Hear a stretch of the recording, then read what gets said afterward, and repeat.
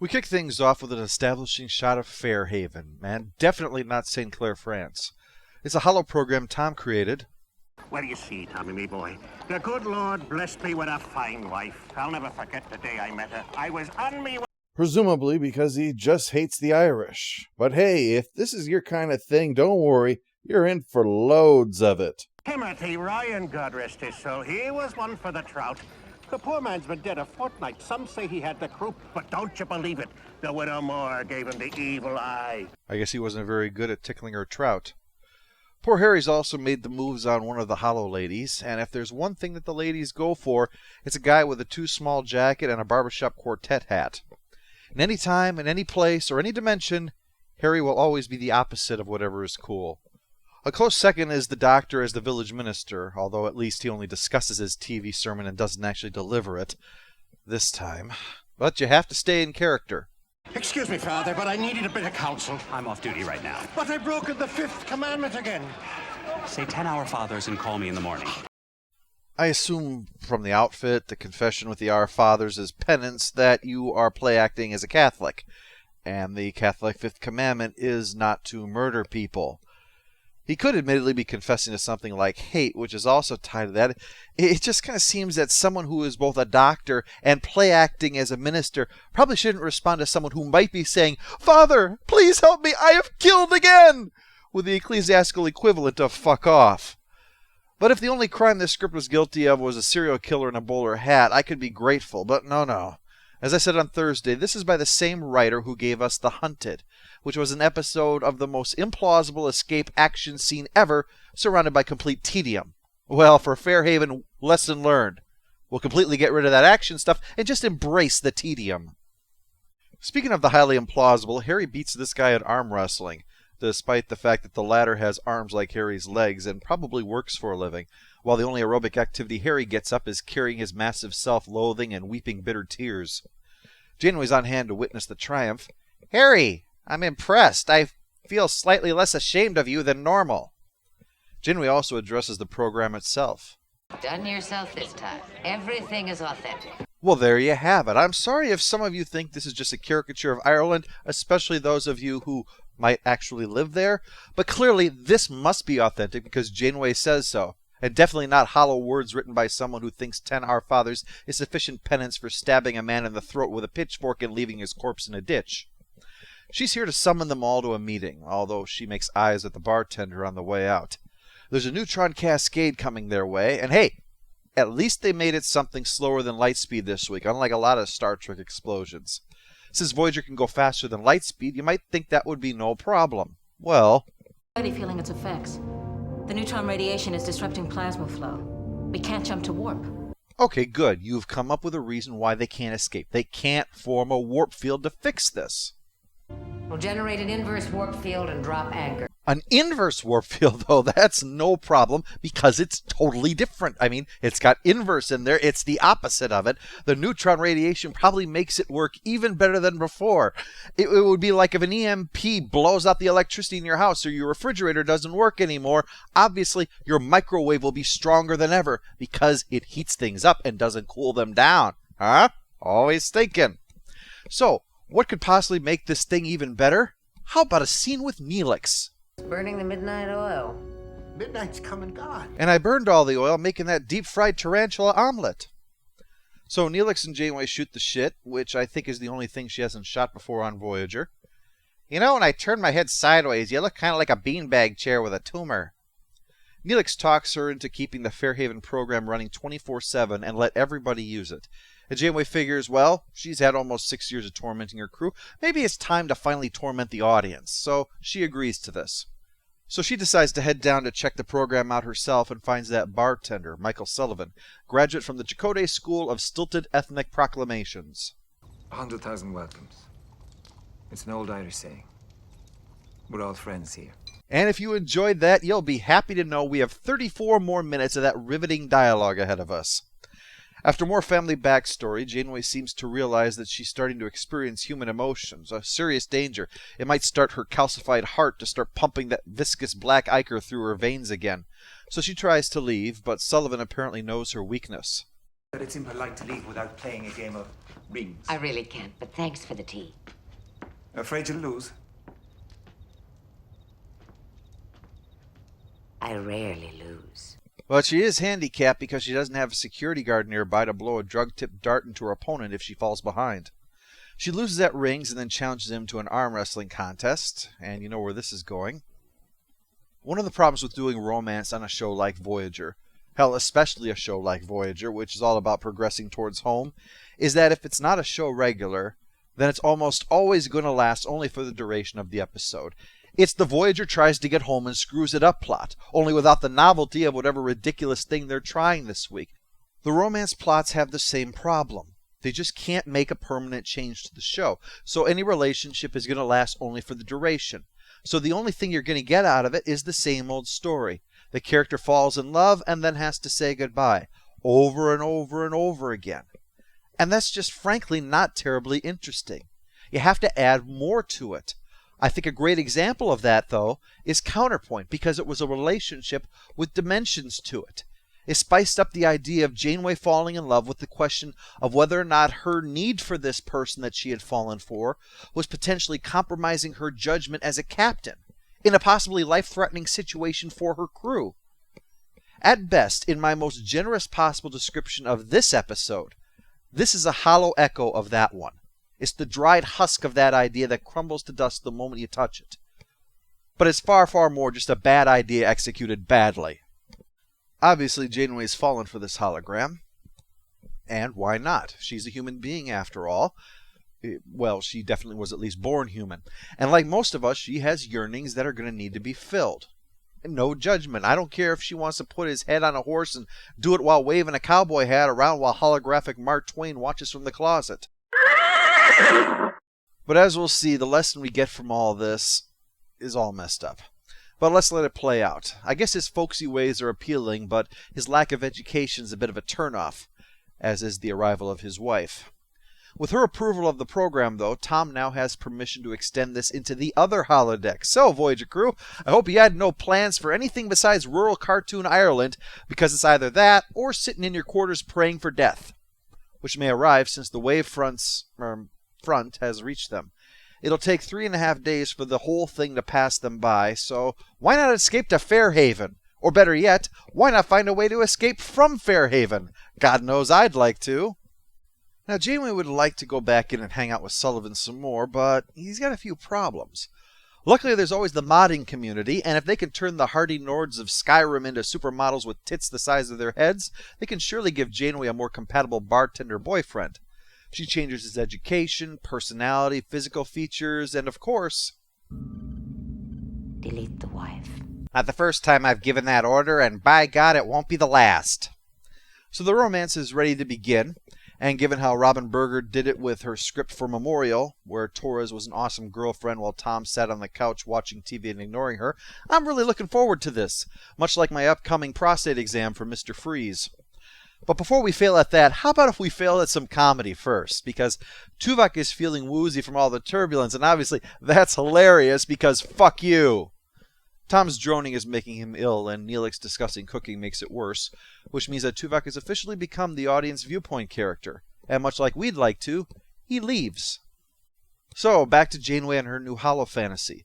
The new Sullivan is sophisticated, imaginative, outspoken, taller, cleaner, better dressed.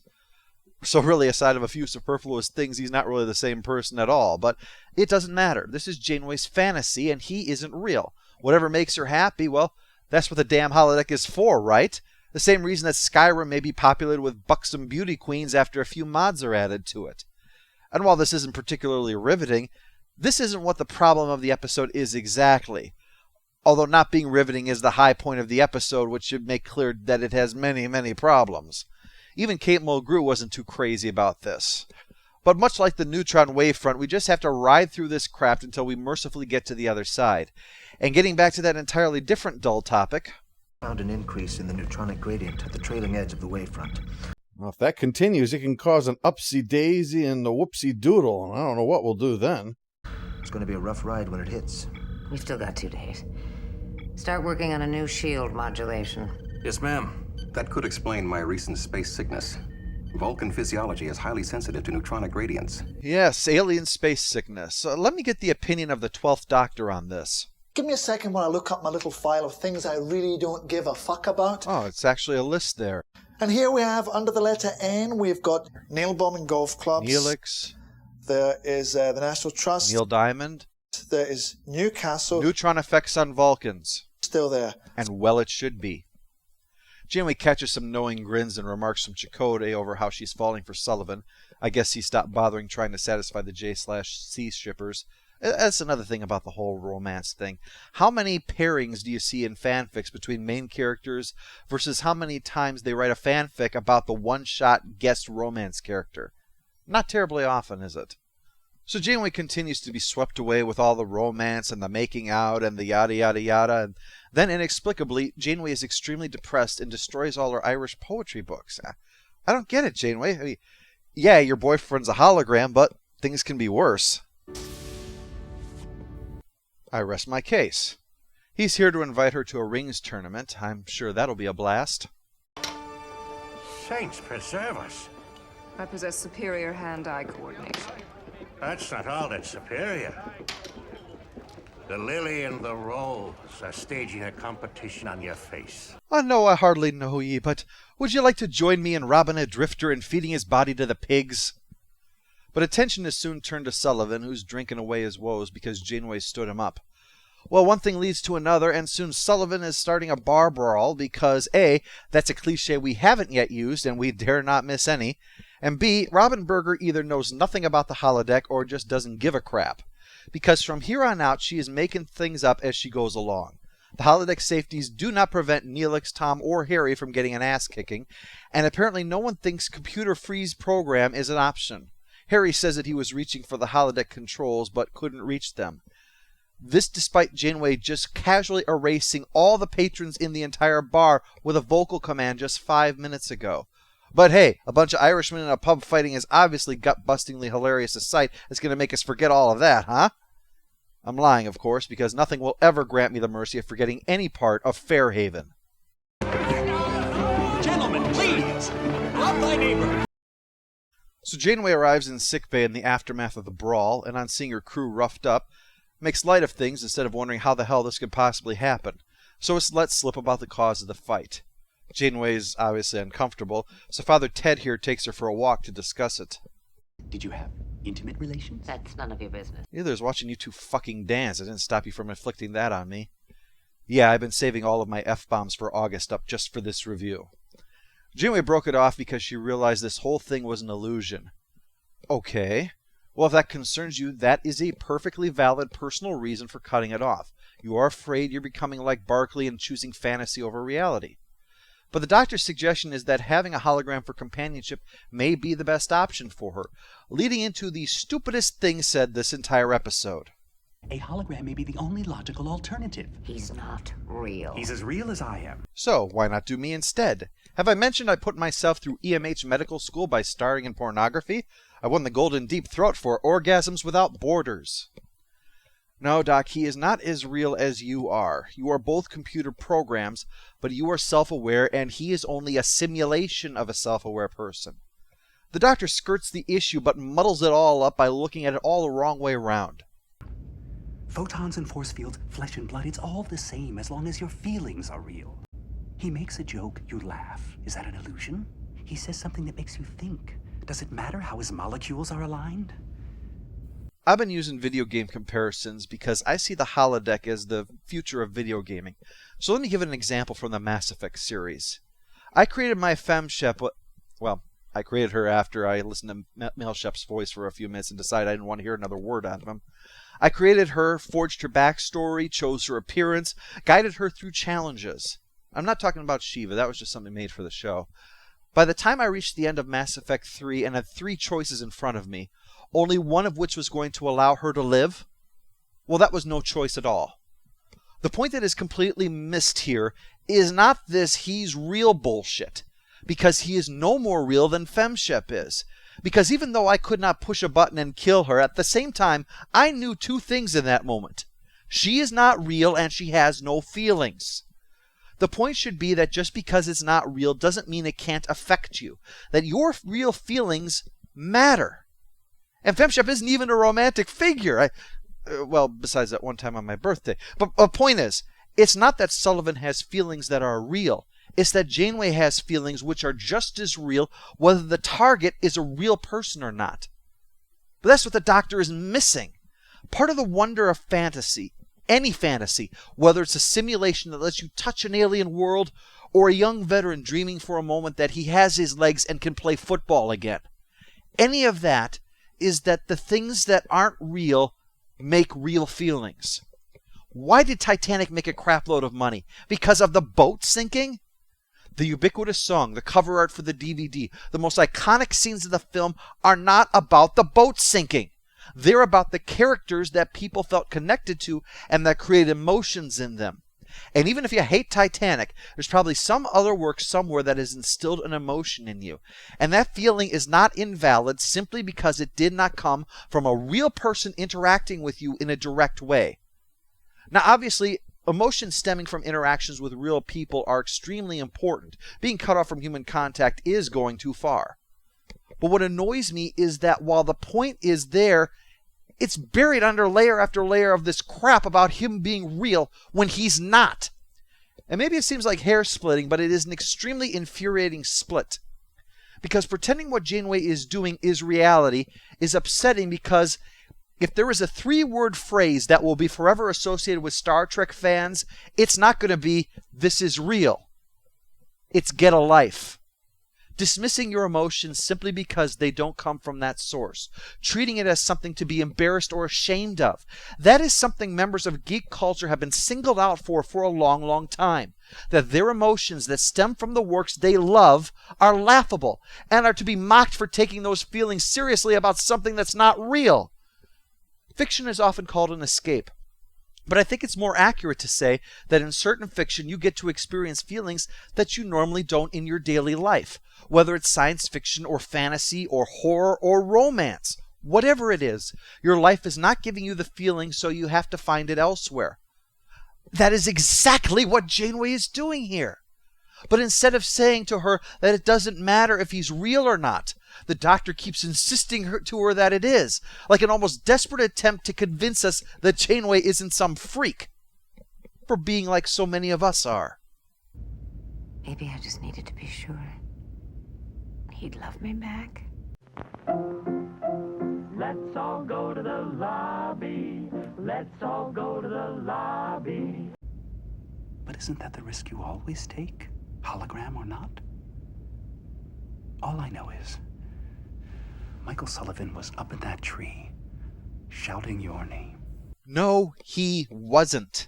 A projection of light was following pre-programmed algorithms. He is not going to love you back and never will, because there is no he. If there is a he, then Janeway murdered a woman and brainwashed her husband.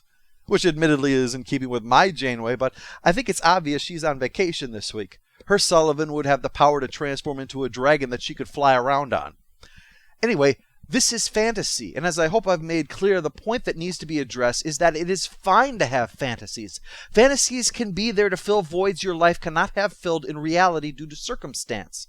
Janeway having a holographic boyfriend in a situation where she doesn't feel she can date a real person without compromising the ship. I'm not going to pass judgment. I'll certainly pass judgment on how boring it is to watch, certainly, but let Janeway's toes curl and perhaps there will be peace in our time. But what is a point completely missed is the limitation you have to accept about fantasy, and that is that by definition, fantasy is not reality. Only a real person will be capable of feeling things back, feelings that you are creating in them. This is why I think they have really missed the mark here. Instead of acknowledging the nature of fantasy and its role and limitations, they just declare him a real boy so that everything is all wrapped up to make Janeway's feelings just missing the point of the nature of love and need a gentle correcting. I mean, that's the irony. By having Janeway and the Doctor pretend he's real, they ignore reality. So with this latest cock-up of the holodeck out of the way, we can move into the final act to see its grand cock-up of the holodeck. The wave is getting worse, demanding a shaking of cameras and a calling out of meaningless numbers, so the only thing left to do now is one of those reroute all power things. So Janeway orders that, including holodecks. Well, it's season 6. Maybe they finally figured out how to make their technology actually compatible with itself. That still doesn't justify... Captain, there's not enough time to go through the hologram shutdown sequence. We'd lose most of Fairhaven. First, Harry Kim, you are an imbecile.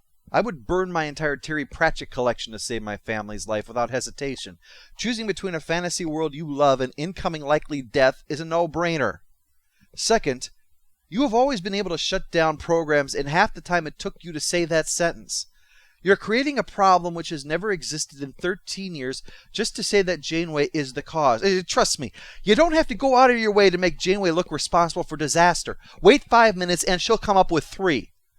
And I'm not cutting the episode slack because this has been the entire approach to the holodeck. It is whatever I say it is, damn the logical or ethical repercussions. Inventing a reason for this to be true is far, far more than this episode deserves, and at this point, it gets no mercy. Everything we've got, life support, environmental control. Scrape the residual ions off the sonic showers if you have to. Dear God, that line should be beheaded and placed on a pike, Game of Thrones style, as a warning to others. I guess the only thing more implausible than Berger's action scenes is her action dialogue. Well, they get out, as non-exciting as the rest of this, and we discover that Fairhaven has been severely damaged. Oh, that's too bad. I'm barely able to hold back the tears of joy. Yes, once again, these people can apparently tweak a tricorder into blowing up a torpedo, but are incapable of backing up their files or doing data recovery for an improperly shut down program. I don't suppose you could spare a shilling or two. Yeah, my wife and I made up last night. We all float down here, Tommy, me boy. We all float. Well, I guess we get to choose what to save when this kind of thing happens, so now they have to decide who lives and who dies. So Tom naturally knows that's the decision right up Janeway's alley. So Janeway chooses to save Sullivan and has a heart-to-heart with him about her leaving Fairhaven. Another man? No. A woman? Because I'm always up for trying new things. Well, he finally says without prompting that he loves Janeway. And of course it means just as much as when Mutton Shop Man said the same damn thing for the same damn reason. Because it's a simulated response based upon factors arrived at by the computer and not based upon actual feelings because this is not a real person. But that doesn't matter, so Janeway says that she'll come back to Fairhaven when it's fixed. And unfortunately for us, they do fix it in Spirit Folk. Hey, we've got to justify the production budget somehow, don't we? And to show she wants to live dangerously, she restricts her ability to make further changes to this character. There, we're out of here. Post-episode follow-up. Stupid Neelix's moment is him suggesting the Fairhaven open-door policy, thus making him responsible for this entire travesty. Final score for Fairhaven is 1 out of 10. Sometimes it's incredibly dull, but most of the time, you'll wish it was only dull. At one point, Chakotay says, "I wasn't thinking anything." I don't think that was meant for him. I think that was the writer making a confession. Compared against other Janeway romance episodes like Counterpoint, its handling is very weak. But taken on its own terms, well, it's also very weak. And the fact that Janeway wishes to be romanced and possibly laid by a man she creates? Fine, put me in the minority, but that's the part I have no problem with. I just don't particularly want to see her living out her fantasy. And all for a payoff of, no, your imaginary friend is totally real, and when he says he loves you, he means it. The journey sucked, but hey, at least the destination was crap. As for the action threat, I can sum it up in one word. At least the ridiculous action in The Hunted broke up the tedium of it, but even the action here was tedious. The setting of Fairhaven isn't as offensive as Up the Long Ladder, but then what could possibly be? But it substitutes cliché characters for fun and humor. The only thing that might have worked was Sullivan up a tree screaming for Janeway, and that's the one thing we don't actually see. That's my problem. The setting lacked the verisimilitude needed to justify a whole episode. There was nothing particularly interesting about the character elements.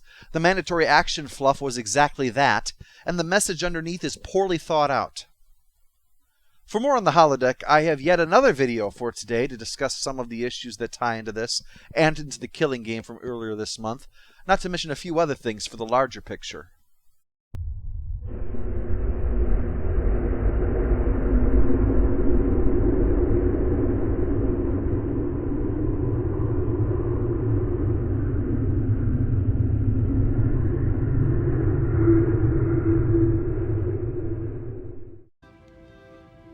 I'm afraid.